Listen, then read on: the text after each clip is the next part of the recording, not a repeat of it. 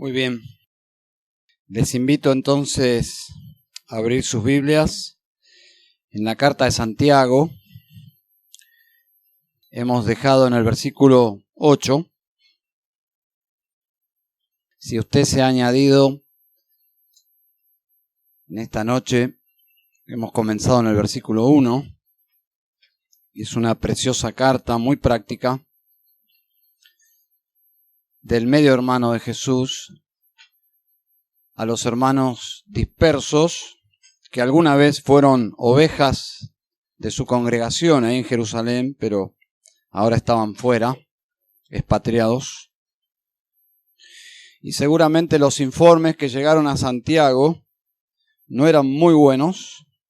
Entonces esta carta es una respuesta a esos supuestos informes acerca del andar de estos hermanos que no estaban andando conforme al Evangelio, no estaban actuando de forma madura. Entonces esa es la música de fondo de esta carta. Bien, vamos a orar una vez más. Padre, nos identificamos con estos hermanos expatriados, con su inmadurez y con la necesidad que tenían de una carta así. Y si la has dejado en la Biblia, en tu palabra, es para nosotros un mensaje, porque luchamos con las mismas cosas. Señor, pedimos en esta noche que destruyas, por favor, nuestra autoconfianza, nuestra confianza en nuestra propia sabiduría y prudencia. Señor, ayúdanos a grabar en nuestras vidas que te necesitamos, no bajo pruebas, sino en todo momento te necesitamos, Señor. Aún en los días más bellos, donde todo parece que nos va bien, en esos días también te necesitamos. Y en los días más oscuros también te necesitamos, Señor. Oramos que tú nos hables en Cristo Jesús. Amén. Capítulo 1, versículo 9, dice la palabra de Dios: pero que el hermano de condición humilde se gloríe en su alta posición, y el rico en su humillación, pues él pasará como la flor de la hierba. Porque el sol sale con calor abrasador y se seca la hierba y su flor se cae y la hermosura de su apariencia perece. Así también se marchitará el rico en medio de sus empresas. Encontramos aquí que el escritor se dirige al pobre, versículo 9, pero también se dirige al rico, versículo 10 y 11. Así que tenemos en la congregación ricos y pobres. Supongo que en esta noche también. En esta noche tenemos personas que no están económicamente como les gustaría estar. Y tenemos personas que están mejor de lo que les gustaría estar. Y eso ha sido así siempre. Y Dios no está en contra de estas diferencias. Hay una voz populis que no viene de la Biblia. Si es una voz populis, no es voz Dei, no es la voz de Dios. Desde la caída siempre ha existido pobres y ricos. Y la iglesia no es la excepción. Y no debemos comprar ese mensaje que todos debemos estar en igualdad, porque eso nunca ha sido así y nunca será así. Jesús dijo: a los pobres siempre los tendréis. Y Él podría haber destruido la pobreza para siempre. Es más, no lo ha hecho todavía, lo hará. Porque su reino será un reino de prosperidad infinita. Pero mientras tanto, y a través de toda la historia de la iglesia, los pobres y los ricos han convivido en Cristo, en la iglesia, Y aún en el Antiguo Testamento existía esa convivencia de parte del rico, solidaridad, amor práctico y sabiduría para saber ofrecer esa ayuda. Y de parte de los de condición humilde, como menciona aquí el versículo 9, cuidar el corazón para no codiciar lo que no le pertenece. ¿Bien? Así que entendemos que aquí Santiago asume que esto sucedía en sus días y sucederá, pobres y ricos. Y quiero que subrayen algo que, teniendo en cuenta la música de fondo, el sufrimiento, las pruebas, el haber tenido que salir de Jerusalén, podemos subrayar la siguiente verdad. Las pruebas nos nivelan. Las pruebas nos nivelan. Los creyentes ricos sufren. Es un mito que los ricos no sufren. Los ricos sufren. Los creyentes ricos sufren, pero también los pobres. Alguien puede pensar que los pobres sufren más. Probablemente, pero según desde qué perspectiva se mire. Porque las luchas verdaderas, estoy hablando de las luchas más profundas del ser humano, son las mismas para ambos. Estoy hablando de creyentes. ¿Qué quiero decir con luchas verdaderas? Por ejemplo, la lucha por la santidad. Para el rico, para el pobre, es de la misma importancia. El buen testimonio. La salvación de sus amados. La salvación en general de los perdidos. Las debilidades físicas cuando llegan. Los problemas de relaciones interpersonales. El problema o el desafío de comunicar la fe a los hijos. Las luchas en el matrimonio cuando sale el egoísmo y el pecado en la pareja.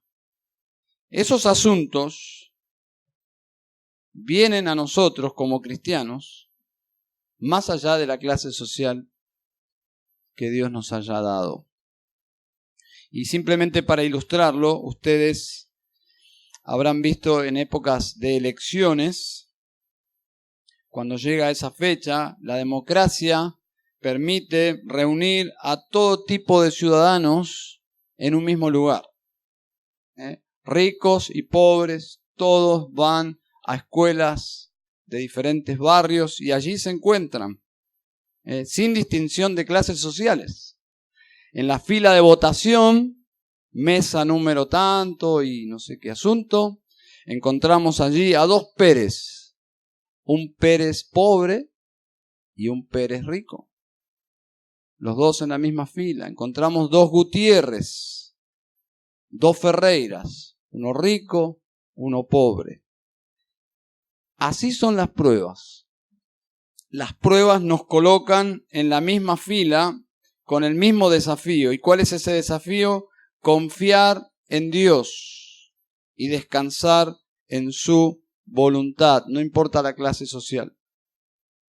Cuando llega el cáncer a la familia de un rico, crea las mismas necesidades y desafíos espirituales que cuando llega el cáncer a una familia cristiana pobre. Nos nivelan. Los creyentes cuando sufren, ricos y pobres, tienen los mismos recursos también. Gloria a Dios por esto. No hay más recursos para el rico por su condición de rico, y estoy hablando no de obra social, ni acceso a la mejor medicina, estoy hablando acceso a quien le corresponde dar vida o quitarla. ¿Cuál es el tema aquí de nuestro pasaje? Creo que la llave para permitirnos entender el pasaje, esta porción, está en una palabra y es la palabra glorie. Glorie. Creo que ahí está la llave hermenéutica para entender la porción de esta noche y poder irnos a casa con un mensaje. Algo para pensar, algo para hacer, algo para adorar. ¿Bien? Y la pregunta es, ¿en qué nos gloriamos? ¿Y en qué nos deberíamos gloriar? Piensen eso. ¿En qué nos gloriamos y en qué nos deberíamos gloriar? El pobre parecería que no tiene en esta vida ningún motivo para gloriarse. Todo es necesidad y carencias. No puede gloriarse casi de nada. Pero Santiago dice, en cambio, algo muy diferente. Versículo 9, dice que ese hermano que es de condición humilde, la palabra humilde allí habla de bajo, de una condición social baja. El hermano de condición humilde se gloríe, que el hermano de condición humilde, es un mandato, se gloríe en su alta posición. No es una ironía, ¿eh? Parecería una ironía, parecería como un contraste irónico. No, está hablando sinceramente el apóstol, el hermano escritor Santiago, el anciano Santiago. Dice en segundo lugar, el rico, que parecería que en su vida aquí en la tierra todo es glorioso, todo brilla, pero Santiago dice que si su gloria es lo que tiene aquí, lo que posee aquí, está errando. Está errando, versículo 10. Y el rico en su humillación, pues él pasará como la flor de la hierba. ¿Pueden ver el contraste? Para decirlo de forma sencilla, hermanos y amigos, el creyente pobre no será siempre pobre. Y el creyente rico no será siempre rico de esta especie. Es decir, rico de este mundo. ¿Qué será? Más rico. Bueno, vamos a ver estos dos asuntos para ver dónde quiere llegar Santiago. Ese es nuestro desafío, saber dónde quiere llegar Santiago con esta porción, con este párrafo. En primer lugar, ¿en qué debe gloriarse el pobre? En segundo lugar, ¿en qué debería gloriarse el rico? Vamos a comenzar por donde empieza el autor, por el pobre. Dice, pero el hermano de condición humilde se gloríe, pero que el hermano de condición humilde se gloríe en su alta posición. Con esta frase hace referencia a la mayoría, por lo que sabemos históricamente, a la mayoría de la congregación. La mayoría de la congregación eran pobres. ¿En qué deben gloriarse? En su alta posición. La Reina Valera lo menciona de otra forma.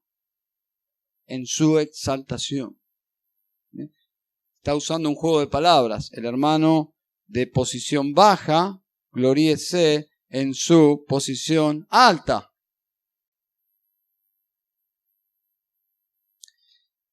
Leemos, para entender este versículo, capítulo 2. Vamos a ir a capítulo 2. Versículo 5. Hermanos míos amados, escuchad. ¿No escogió Dios a los pobres de este mundo para ser ricos en fe y herederos del reino que Él prometió a los que le aman? ¿Se dan cuenta? Coloque ese versículo al lado del capítulo 1, versículo 9. Aquí encontramos la respuesta a la exaltación. Aquí encontramos la exaltación o la alta posición que hace referencia en el capítulo 1, versículo 9.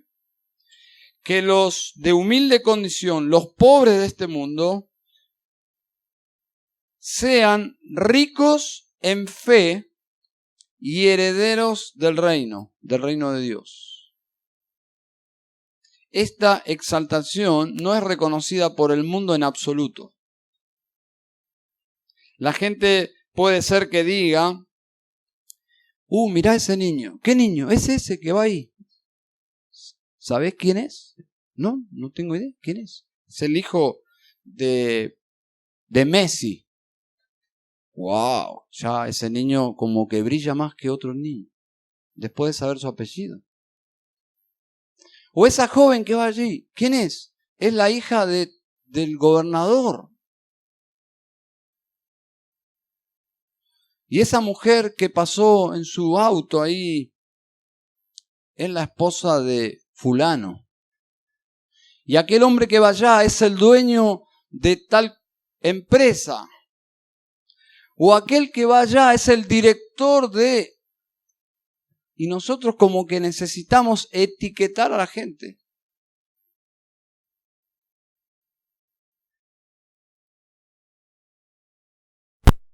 Pero nadie diría lo siguiente. Mira, ese pobre hombre que va ahí, en realidad no es lo que parece. ¿Ah, no?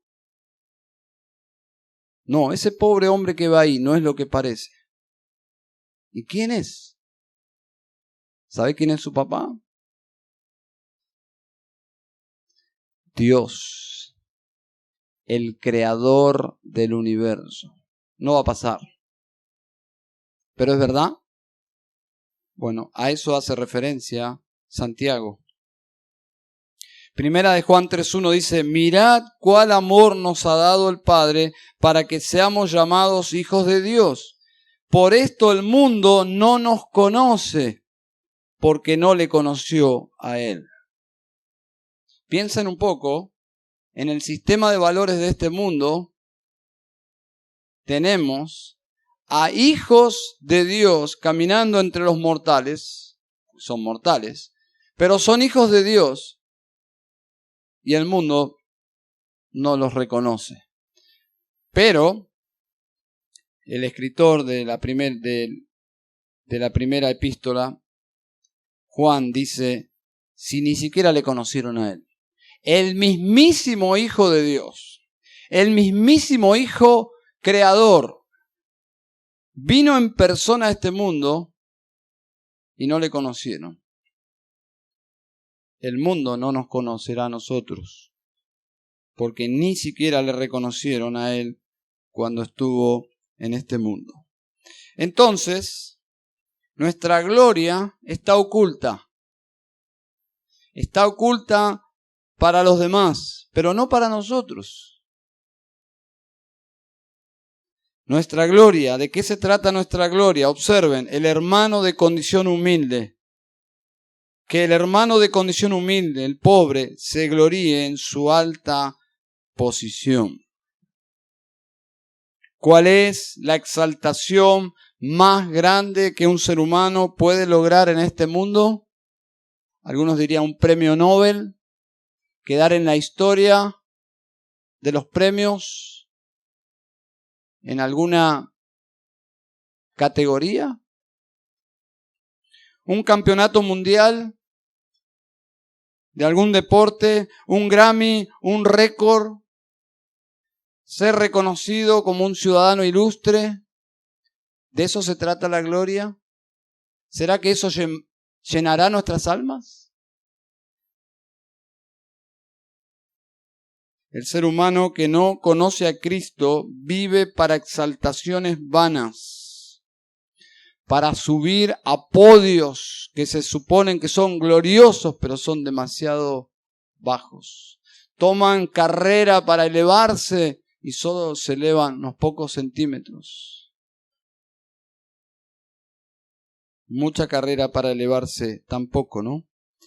Y hay personas que se enfocan en su valor personal de forma equivocada. Nosotros como cristianos debemos desarrollar nuestro valor personal en nuestra identidad con Cristo.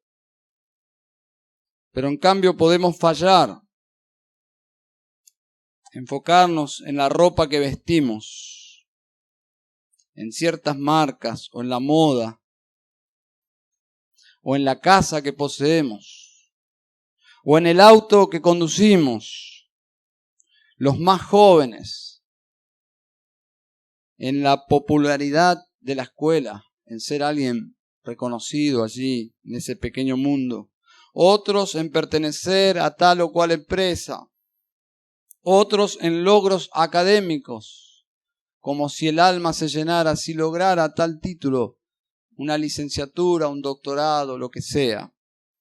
Otros buscan su valor personal en ser amigo de tal o cual persona, lograr esa foto o esa amistad. ¿De qué nos gloriamos? ¿En qué nos gloriamos?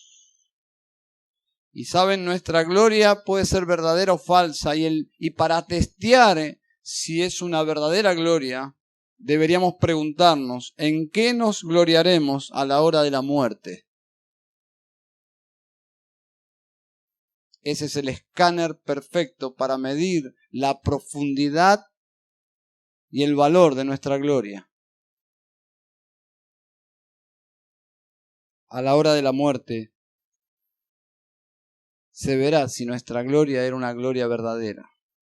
Un incrédulo rico que no lograba entender la fe comentó sobre alguien pobre pero que era cristiano lo siguiente. Él dijo, cuando yo muera, deberé dejar todas mis riquezas. Cuando él muera, irá hacia ellas. Lo más probable es que estos creyentes a quienes se dirige Santiago venían, y esto es por estudiar un poco el trasfondo histórico y cultural de la epístola, venían de una buena posición económica. Y por la dispersión que encontramos allí registrada en el libro de los Hechos, lo perdieron todo.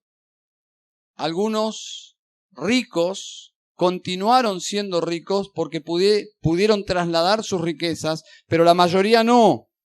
Abandonaron sus casas, sus trabajos, y la mayoría tuvo que empezar de cero en la dispersión, la diáspora. Así que dice el escritor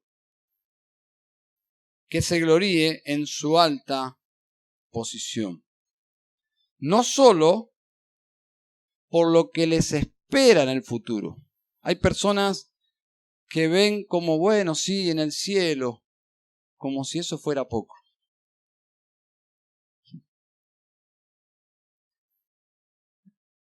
El cielo parece poco cuando la muerte te parece muy lejos.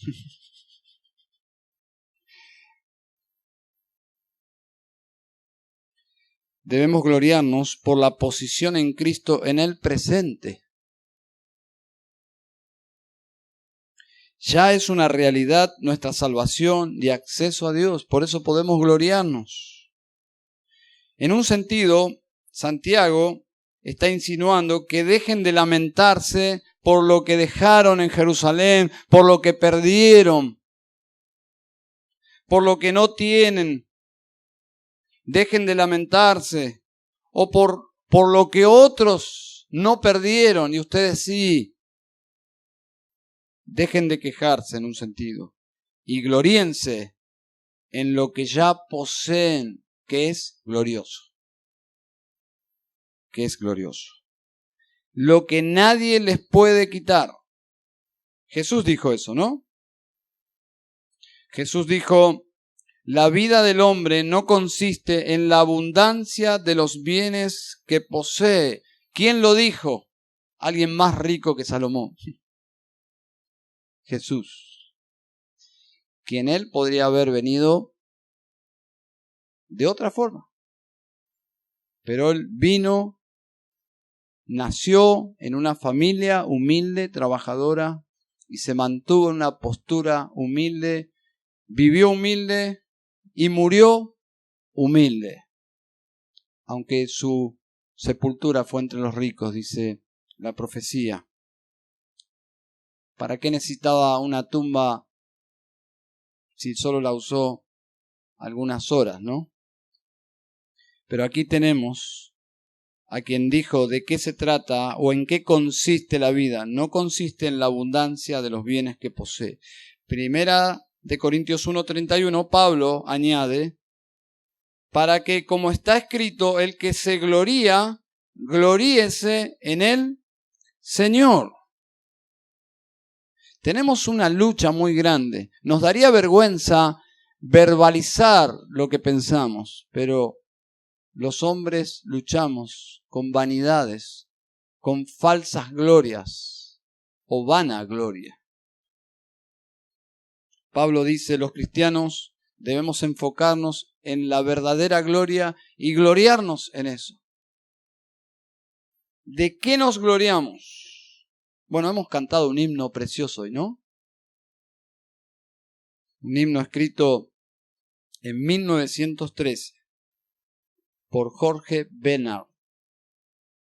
Y hemos cantado, oh, yo siempre amaré esa cruz, y en sus triunfos mi gloria será. Y algún día en vez de esa cruz, mi corona Jesús me dará. Nuestra gloria, la cruz de Cristo. Si sacás la cruz de Cristo, nos perdemos para siempre. No hay esperanza. No hay esperanza alguna, no hay salvación alguna. El hermano pobre tiene que gloriarse en su relación con Dios y toda su gracia que le ha sido dada en Cristo Jesús. Bien, entonces Santiago, en un sentido, de una forma muy práctica, está confrontando la queja, el lamento y reenfocando a estos hermanos en lo que es glorioso, en lo que es valioso. Deben gloriarse en su exaltación, en lo que ya tienen en Cristo Jesús. ¿Bien? Tremenda reprensión. Yo recuerdo cuando comenzamos en Campana, en los primeros, yo no sé si en el primero o segundo año de la obra ahí, apareció una señora, era la mamá de un creyente, una señora alemana, luterana, con mucha presencia y quejándose, lamentándose. Comenzó a venir a la iglesia y vino cada domingo, pero su lamento era todo lo que ella había tenido y lo había perdido. Y era escuchar esa música cada vez que nos encontrábamos con ella. Comenzábamos a charlar, ay, si usted supiera, pastor, así yo tenía una casa, yo tenía esto, y ese era su lamento. Y ahora no tenía nada. Y su hijo nos decía, oren por mi mamá. Su hijo había superado todo ese cambio y esa crisis, había llegado a Cristo por la crisis, su mamá no, y su hijo nos decía, oren por mi mamá. Pero el tiempo fue pasando y ella fielmente, lo recuerdo, ya partió con el Señor. Lo recuerdo que se sentaba atrás y escuchaba y participaba de la reunión. Y fue en algún momento, y no sé cuándo exactamente, que ella cambió su lamento y ya no se quejó más. Y ahora comenzó a hablar de otra forma y a pensar de otra forma y a conducirse de otra forma. Y ya era otra persona. Y su hijo en una oportunidad dijo, sigan orando por mi mamá. Y yo le dije, un momento, yo creo que tu mamá se convirtió. Y no lo sé. Bueno, vamos a hablar con ella, porque me parece que es otra persona. Yo no la escucho más quejarse de nada, la escucho gloriarse en Cristo. Hubo un clic, Dios hizo un cambio ahí, y evidentemente el Señor la había salvado. Poco tiempo después ella dio testimonio de que había entendido el Evangelio. De años en la religión luterana no había escuchado jamás el Evangelio. y se convirtió. Y fue una mujer tan generosa. Abría las puertas de su casa para el trabajo con la niñez en su barrio y daba todo lo que tenía. Un cambio de corazón impresionante. Fue un gozo predicar en su funeral, porque ella había hecho provisión ya escrita de lo que ella quería que sea su funeral. Esa es nuestra gloria. El pobre no es pobre, dice Santiago. Y ahora va a pasar a los ricos. ¿En qué debe gloriarse el rico? Hay dos interpretaciones acerca de los ricos en este pasaje. Algunos comentaristas dicen son incrédulos y otros dicen son creyentes. Me inclino, si ustedes observan, versículo 9 y 10, hay un contraste ahí. Es un contraste no entre creyentes e incrédulos, sino entre clases sociales de creyentes. El hermano de condición humilde, y continúa, versículo 10, y el rico, y la estructura habla de creyentes. Así que me inclino a pensar que son hermanos en la misma congregación. Y a pesar de que hay dos referencias más a ricos en la carta, que ya vamos a llegar si el Señor nos permite, y son muy negativas. Hay referencias a ricos más adelante y ricos que en apariencia no son cristianos, pero en este pasaje sí son cristianos, son hermanos. Y volvemos a la pregunta, ¿en qué deben gloriarse los hermanos ricos? Versículo 10. Y el rico en su humillación. ¿Qué significa? ¿Qué significa gloriarse en su humillación? Y creo que en el mismo pasaje está la respuesta. Versículo 10. Pues él pasará como la flor de la hierba, porque el sol sale con calor abrasador y seca la hierba y su flor se cae y la hermosura de su apariencia perece. Así también se marchitará el rico en medio de sus empresas. La idea es que la riqueza es solamente una hermosa apariencia y esa hermosa apariencia que es la riqueza un día la tendrá que abandonar.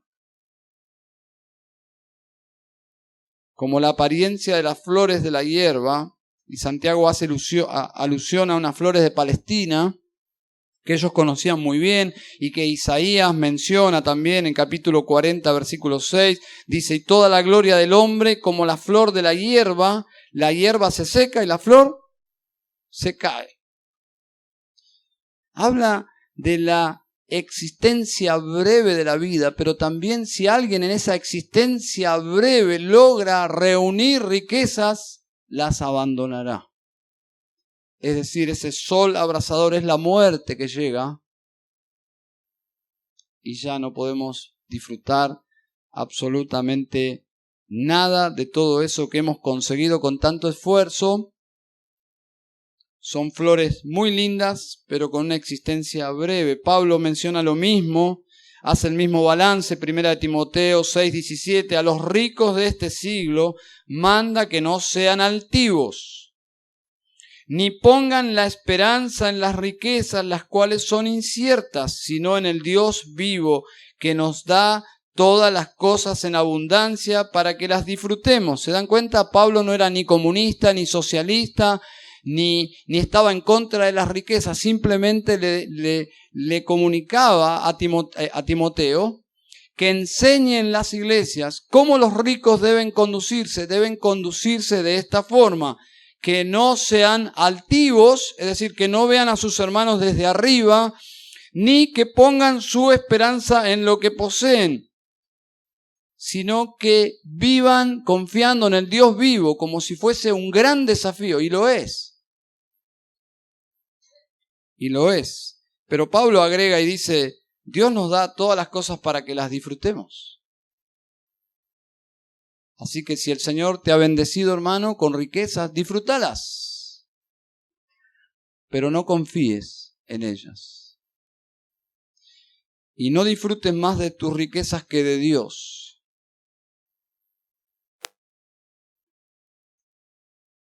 Que Dios traiga más deleite en tu corazón que lo que puede darte tus riquezas. Pero no está mal que disfrutes lo que Dios te ha dado.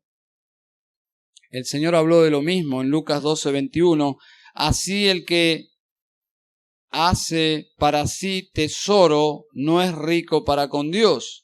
Jesús no está diciendo que son malos los tesoros, está diciendo que lo malo es hacer tesoros ¿para qué? Para uno mismo. Atesorar bienes para uno mismo. Mateo 6, 16 y 20 dice, no os hagáis tesoros en la tierra donde la polilla y el orín corrompen y donde ladrones minan y hurtan, sino haceos tesoros en el cielo donde ni la polilla ni el orín corrompen y donde ladrones no minan ni hurtan.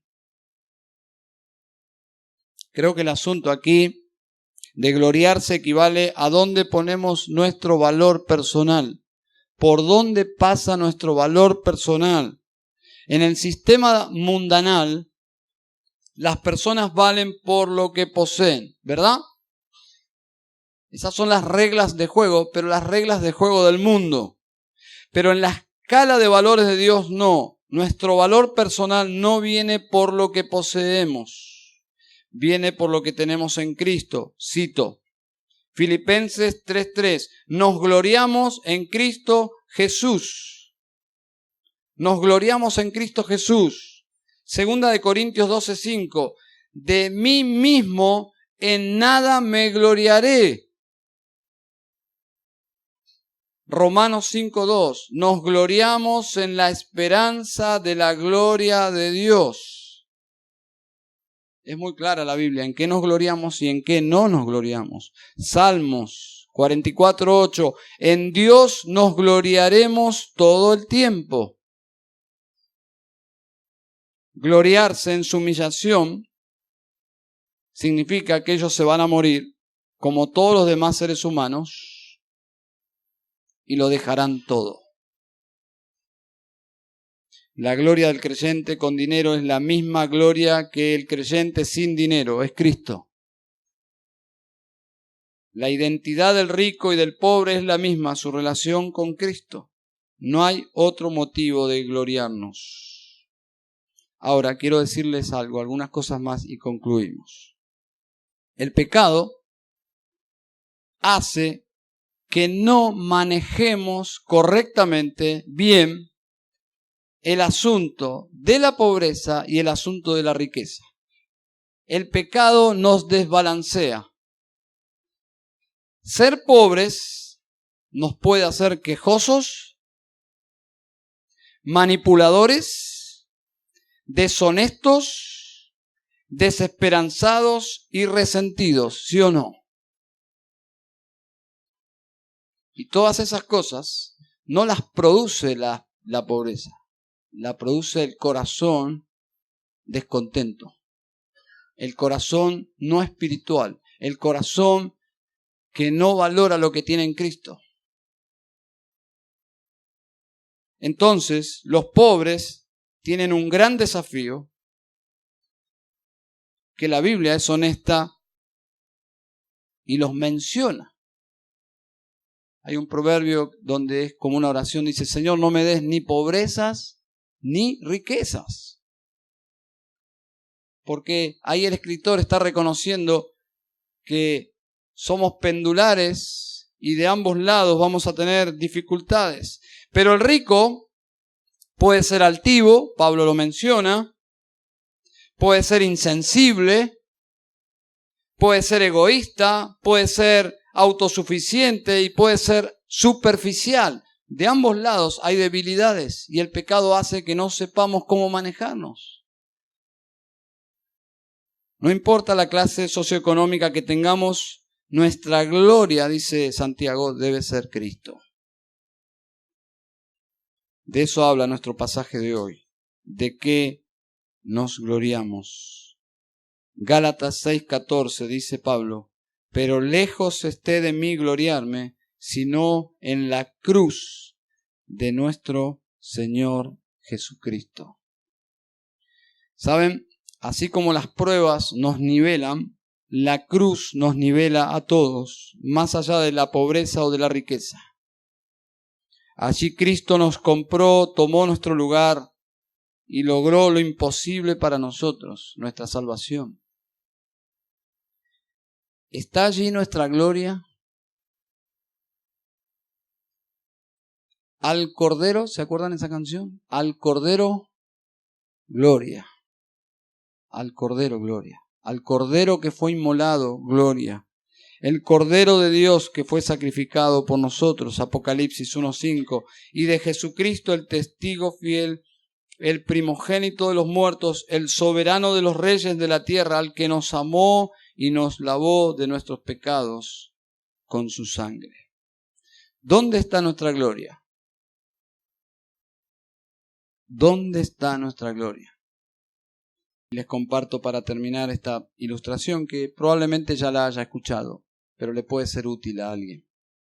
Una historia que leí alguna vez en la época de la depresión norteamericana, 19 no sé qué, 30 me imagino, pobreza absoluta, donde la gente no tenía literalmente para comer, y nos cuenta algo que fue verídico de una mujer anciana que robó para poder comer.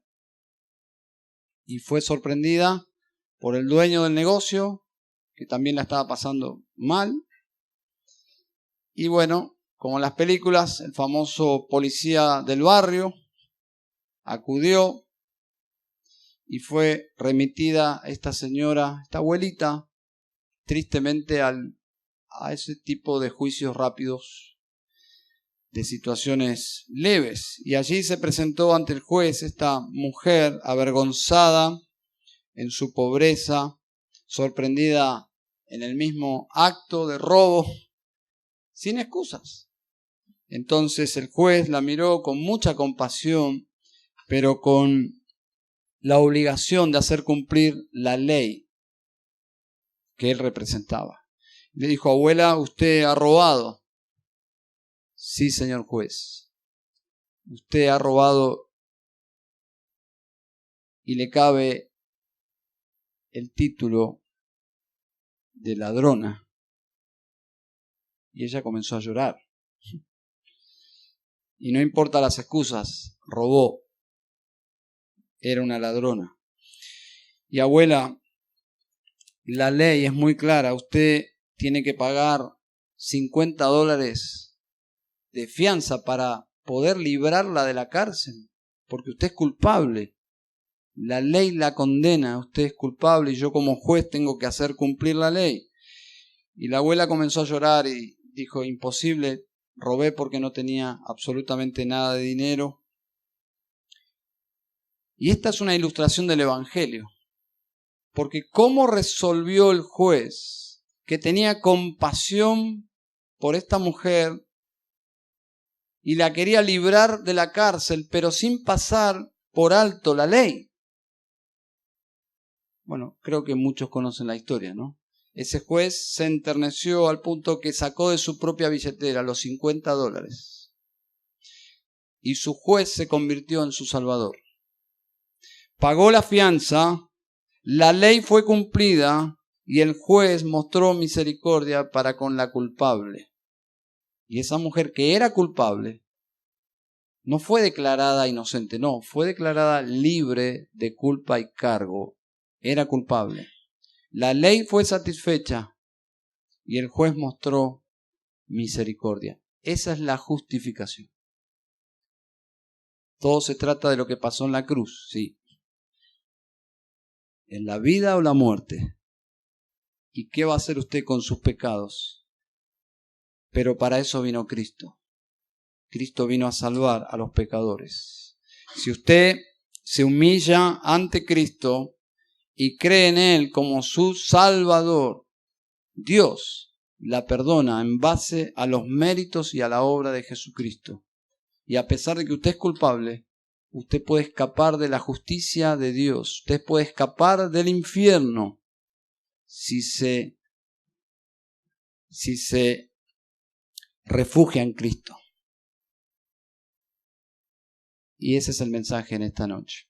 Si hay alguien presente aquí, puede venir a Cristo en esta misma noche y ser salvo. Pero el asunto de esta carta es en qué nos gloriamos. Si usted ya está en Cristo, no importa su clase económica, si es rico, dele gracias al Señor, y si es pobre, dele gracias al Señor. Pero lo mejor está por venir. Amén. Padre, te damos gracias en esta noche. Queremos terminar cantando el coro de este himno. Queremos expresar con nuestros labios a ti, Señor, en qué nos gloriamos. En qué nos gloriamos, Señor. Gracias por el Evangelio, Señor. Oramos en Cristo Jesús. Amén.